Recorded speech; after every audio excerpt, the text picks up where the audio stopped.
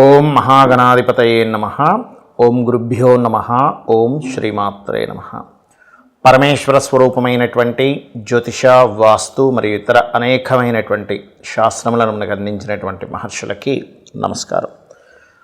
హయగ్రీవ హయగ్రీవ హయగ్రీవేతి యోపథేత్ తస్య నిస్సరతే వాణి జహ్నుకన్యా ప్రవాహవత్. అరుణాం కరుణాతరంగితాక్షీం ధృతపాశాంకుశపుష్పబాణచాపాం అనిమాదిభిరావృతాం మయూకైః అహమిత్యేవ విభావయే భవానీం. శ్రీమాత్రే నమః. ప్రేక్షకులకి ఆ లలితాంబిక అమ్మవారి యొక్క అనుగ్రహం పరిపూర్ణంగా కలగాలని మనస్ఫూర్తిగా కోరుకుంటూ మనం ఈరోజు వార ఫలితాల్లో 24వ తేదీ నవంబర్ నుంచి 30వ తేదీ నవంబర్ వరకు అసలు గ్రహస్థితి ఏ విధంగా ఉంది, ఈ యొక్క గ్రహస్థితి వల్ల మీకు కలిగేటువంటి ఫలితాలు ఏమిటి, అదేవిధంగా ఏ విషయాల పట్ల కాస్త జాగ్రత్తగా ఉండాలి, మరియు ఏ పరిహార మార్గం చేసుకుంటే ఇబ్బంది పడవలసినటువంటి సిచ్యువేషన్స్ ఏవైతే ఉంటాయో అవి త్రుటిలో తప్పిపోవడం జరుగుతుంది అనేటువంటి విషయాలు ఒక్కొక్క లగ్నం తెలియని వారు రాశిరీత్యా తెలుసుకుందాం. అయితే ఇక్కడ మీరు కనుక గమనించుకున్నట్లయితే గ్రహస్థితి ఏ విధంగా ఉంది అని చెప్పి చూసుకున్నట్లయితే వృషభంలో గురువు వక్రించున్నాడు, ఇక్కడ నీచబడ్డ కుజుడు ఉన్నాడు. ఇది బాగా గుర్తుపెట్టుకోవాల్సిన అంశం. చంద్రుడు ఇక్కడ నుంచి తుల వరకు సంచరిస్తాడు ఈ 7 రోజులు కూడా. సింహం నుంచి తుల వరకు, కన్యారాశిలో కేతువు, రవి బుధులు వృశ్చికంలో ఉన్నారు, శుక్రుడు ధనస్సులోని మరియు మీనంలో రాహువు, కుంభంలో శని యొక్క సంచారం జరుగుతుంది. అయితే ఈ విషయాలు చెప్తుంది నేనైనప్పటికీ కూడా చెప్పిస్తుంది సాక్షాత్ లలిత అమ్మవారిగా భావిస్తూ ఒక్కొక్క రాశి లేదా లగ్నం నుంచి మనం తెలుసుకుందాం. వృశ్చిక లగ్నము, వృశ్చిక రాశి. వృశ్చికం వారి కనుక చూసుకున్నట్లయితే లగ్నాధిపతి భాగ్యస్థానంలో ఉన్నాడు. ఎప్పుడైతే లగ్నాధిపతి భాగ్యస్థానంలో ఉండే నీచ పొందాడో కొన్ని అనుకోకుండా మనం చేయాలనుకోకపోయినా కొన్ని నిత్య జీవితంలో ధర్మ సంబంధంగా కాకుండా తెలియకుండానే కొన్ని తప్పిదాలు జరుగుతూ ఉంటాయి. ఆ యొక్క విషయాల పట్ల కాస్త జాగ్రత్తగా ఉండండి. ఫైనాన్స్ స్థానంలో ఈ ఫైనాన్స్ అంటే 2వ అధిపతితో పరివర్తన ఏర్పడింది, అది కూడా 12వ అధిపతికి. దీనివల్ల జీవిత భాగస్వామి లేదా పార్ట్నర్సు లేనట్లయితే విదేశాలకు వెళ్ళడం వల్ల విదేశీ సంబంధించిన ధనయోగము ఈ వారం గోచరిస్తుంది. అదేవిధంగా వృశ్చికం వారికి సహజంగానే అర్ధాష్టమ శని యొక్క ప్రభావం ఏదైతే ఉందో అది పర్టికులర్గా ఎప్పుడైతే 4వ స్థానంలో శని ఉన్నాడో ఈ విద్యార్థులకు విద్య మీద కాస్త స్ట్రెస్ ఉండడము, ఏదైనా ఒక కన్స్ట్రక్షన్ స్టార్ట్ చేద్దాం అనుకున్నప్పుడు దానివల్ల వెంటనే అది సెట్ అవ్వకపోవడం, ఇట్లాంటివి కాస్త ఎక్కువగా చూపిస్తున్నాయి. అలాగే పంచమ రాహు, పర్టికులర్గా పంచమ స్థానంలో ఉన్నటువంటి రాహువు ఎవరైతే ఉన్నారో ఈ పంచమ రాహువు గమనించినట్లయితే స్నేహితులకు సంబంధించినటువంటి విషయంలో, స్నేహ సంబంధించినటువంటి అంశాల్లో కాస్త జాగ్రత్తగా ఉండండి. అలాగే ఇక్కడ లాభంలో ఉండేటువంటి కేతువు, ఈ కేతువు ఎప్పుడైతే లాభంలో ఉన్నాడో సాఫ్ట్వేర్ రిలేటెడ్ సంబంధించిన లాభాలు ఇక్కడ కలిగేటువంటి యోగం చూపిస్తుంది. ఈ పంచమరాహు వల్ల చూసుకున్నట్లయితే సంతానం కోసం ప్రయత్నం చేసేటువంటి వారు ఎవరైతే ఉన్నారో వారు గుర్తుపెట్టుకోండి, సంతానం కోసం చేసే ప్రయత్నాలకు సంబంధించిన విషయంలో కొంచెం జాగ్రత్త వహించండి. ఆన్లైన్లో కొత్త ఫ్రెండ్స్ ఏర్పడుతుంటారు ఈ సమయంలో. అదేవిధంగా 24వ తేదీ మీకు కాస్త రుణం కోసం చేసే ప్రయత్నం ఫలిస్తుంది. 25, 26 తేదీలు పెద్ద మొత్తంలో ఏదైనా ధనం వెచ్చించినట్లయితే డబ్బులు వస్తాయని అనుకునేటువంటి విషయంలో 25, 26, 27 తేదీలు కాస్త జాగ్రత్తగా ఉండండి. అలాంటివి వాటిల్లో పెట్టి ఇరుక్కుపోతూ ఉంటారు. ఇక 28, 29 తేదీలు కనుక చూసుకున్నట్లయితే కాస్త ఈ సమయంలో మీరు కొన్ని డీల్స్ క్లోజ్ అవుతాయి. కాకపోతే వివాహ సంబంధించిన నిర్ణయం మాత్రం ఎట్టి పరిస్థితుల్లో మీరు 28, 29 తేదీలు తీసుకోకండి. ఇక మీరు చేయవలసిన దేవతారాధన దుర్గాదేవి యొక్క ఆరాధన మరియు దత్తాత్రేయుడిని ఎక్కువగా స్మరించండి, అన్ని విధాలా బాగుంటుంది.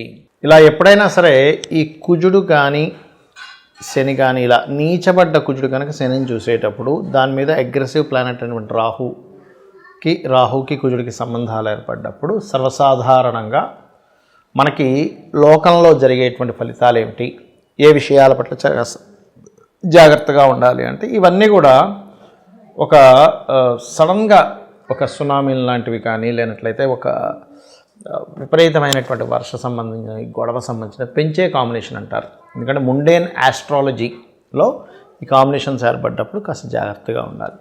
మరి ఇది మనం ఎందుకు చెప్పుకుంటున్నామంటే సామాన్య ప్రజలు ఇబ్బంది పడకుండా ఉండాలి అని. ఇప్పుడు మనం ఎట్లాంటి సిచ్యువేషన్స్, ఒక ప్రయాణం చేస్తుంటాం, ఒక ప్రాంతానికి వెళ్తూ ఉంటాం, ఒక దూర ప్రాంతానికి వెళ్తున్నారు అనుకోండి, ఒక్కసారి అమ్మవారిని తలుచుకొని వెళ్ళండి, దానివల్ల ఇబ్బంది రాదు. ఏదో ఒక నీటి ప్రదేశానికి వెళ్తున్నాం, కాస్త అమ్మవారిని తలుచుకొని వెళ్ళండి. ఎందుకంటే ఇలా కాంబినేషన్స్ ఉన్నప్పుడు సర్వసాధారణంగా మనకి లక్కీగా కార్తీక మాసం కూడా ఉంది కాబట్టి ఎంత మీరు శివాభిషేకము, విష్ణు సహస్రనామాల యొక్క శ్రవణము లేదా పఠనము చేసినట్లయితే అంత చక్కగా ఉంటుంది. గుర్తుపెట్టుకోండి.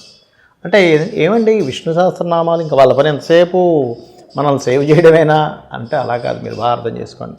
చిన్న పిల్లవాడు ఉన్నాడు, చిన్నపిల్లవాడు బాధపడుతున్నాడు, లేకపోతే అమ్మ అని పిలిచాడు, ఏం జరుగుతుంది? వితిన్ సెకండ్స్లో అమ్మ దగ్గరికి వచ్చి, అమ్మ ఆ పిల్లవాడి దగ్గరికి వచ్చి ఏమైంది ఏంటని చెప్పి చూసుకుంటుంది కదా. అలా ఏంటంటే జగత పితరవు వందే పార్వతీ పరమేశ్వరవు. కాబట్టి మనకి ఏమి ఇబ్బంది కలిగినా మనం ఒక్కసారి కనుక భగవంతుడిని తలుచుకున్నట్లయితే వితిన్ సెకండ్స్లో భగవంతుడు అక్కడికి వస్తాడు. గుర్తుపెట్టుకోండి. అది ఒక్కొక్కసారి ఒక్కొక్క రూపంలో రావచ్చు. అంటే మనుష్య రూపంలో రావచ్చు, ఒక జంతు రూపంలో రావచ్చు, లేనట్లయితే ఒక మాయలాగా మనకే అనిపించి మనం వెళ్తున్నటువంటి మార్గం నుంచి మనం ఇంకో మార్గంలోకి వెళ్ళి అక్కడి నుంచి మనం తప్పించుకోవచ్చు. అంటే ఒక సిచ్యువేషన్లోకి వెళ్ళాల్సినటువంటిది. కాబట్టి చేయండి. అదేవిధంగా ఇప్పుడు జన్మజాతకం ఉండదు కొంతమందికి, లేనటువంటి వారు ఈ సమయంలో ఈ కుజుడు, రాహు, శని వీక్షణలు అండ్ రాహు 159 యాక్సెస్లో ఉన్నందుకు పర్టికులర్గా నేను చెప్పేది ఒకటే, నవగ్రహాలలో కుజ, రాహువు, శని ఈ 3 గ్రహాల దగ్గర దీపారాధన చేయండి. అలా చేసినట్లయితే ఈ గ్రహాల యొక్క ఎఫెక్ట్, ఎందుకంటే మనకి జన్మజాతకం తెలియదు, ఏదో దగ్గర ఎఫెక్ట్ పడుతూ ఉంటుంది. కాబట్టి ఈ కుజుడు ఎప్పుడైతే నీచ పొందాడో భూ సంబంధం మూలంగా వివాదాలు వస్తూ ఉంటాయి. భూమి మూలంగా వివాదాలు, గుర్తుపెట్టుకోండి. అది రకరకాల, అది గవర్నమెంట్కి సంబంధించింది కానివ్వండి, ఓన్గా కానివ్వండి, ఏదైనా భూ సంబంధించినటువంటి విషయాల్లో కొనుగోలు చేసేటప్పుడు అందరూ జాగ్రత్తగానే ఉండాలి.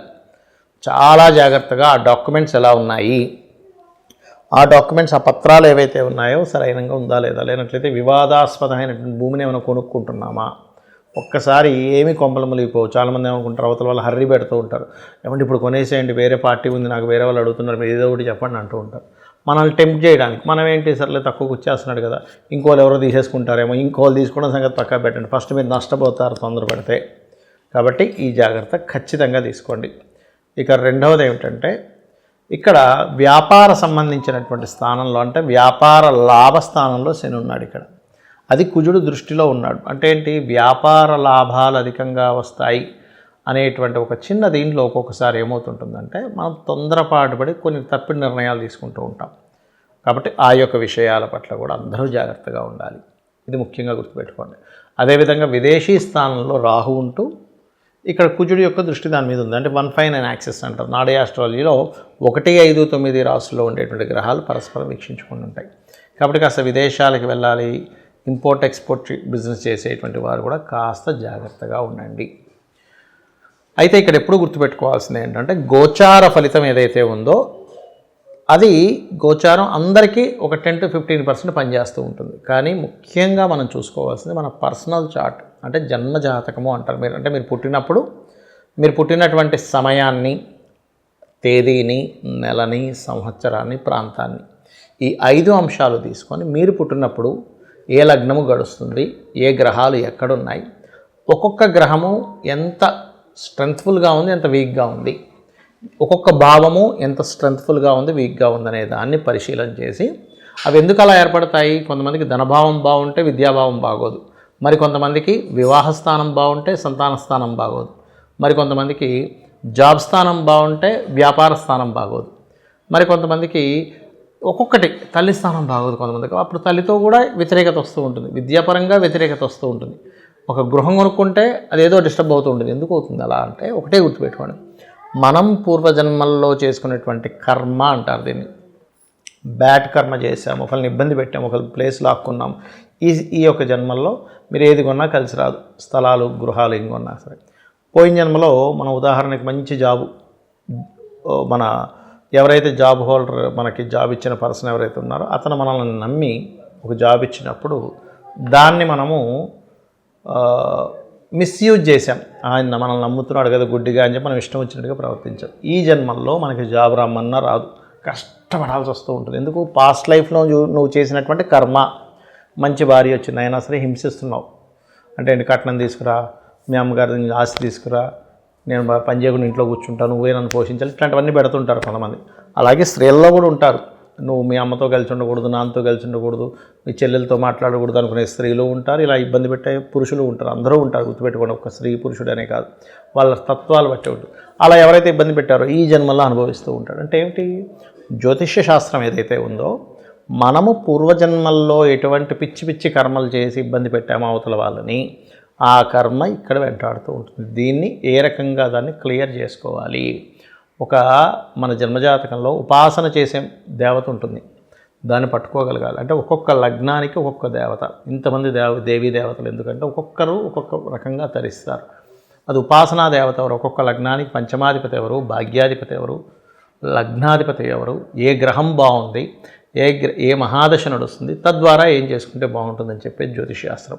అయితే ఇవన్నీ ఒక ఎత్తు అయితే, అమ్మవారి పాదాలు పట్టుకొని, అమ్మ ఇవన్నీ నాకు తెలియవు, నిన్ను నమ్ముకుంటున్నాను, మీరు ధర్మబద్ధంగా మీ పని మీరు చేసుకుంటూ వెళ్తే కూడా ఆ లలితా పరమేశ్వరి అమ్మవారు మిమ్మల్ని చూసుకుంటుంది. శ్రీమాత్రే నమః.